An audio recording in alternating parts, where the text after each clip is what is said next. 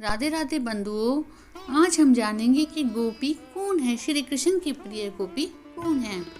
गोपियों की प्रत्येक इंद्रिय भगवान श्री कृष्ण को समर्पित है। गोपियों के मन प्राण सब कुछ श्री कृष्ण ही हैं। उनका जीवन केवल श्री कृष्ण सुख के लिए है। संपूर्ण कामनाओं से रहित उन गोपियों को भगवान श्री कृष्ण को सुख देकर अपार सुख प्राप्त होता है। उनके मन में अपने सुख के लिए कल्पना भी नहीं होती। श्री कृष्ण को सुखी देखकर वे दिन रात सुख के समुद्र में डूबी रहती हैं। ऐसी स्थिति को गोपी कहते हैं।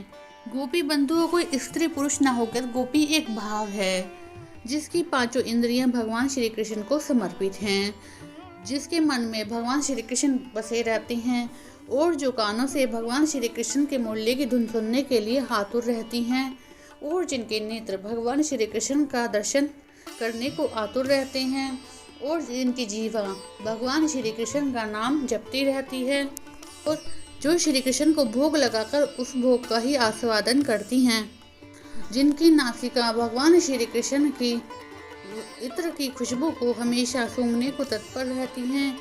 ऐसे पांच भावों से तत्पर इंद्रियों को, डूबी इंद्रियों को गोपी कहते हैं।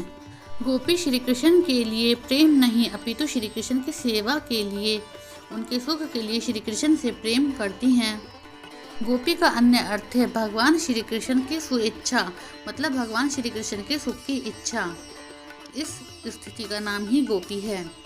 गोपी शब्द की शाब्दिक व्याख्या इस प्रकार की गई है। गो अर्थात इंद्रियां और पी का अर्थ है पान करना। गोभी इंद्रिय भक्ति रसम पीबती इति गोपी। जो अपनी समस्त इंद्रियों के द्वारा केवल भक्ति रस का पान करे वही गोपी है। हरिवंश पुराण तथा अन्य पुराणों में गोपियों को देवता बताया गया है, जो भगवान श्री कृष्ण के ब्रज में जन्म लेने पर पृथ्वी पर अवतरित हुए थे।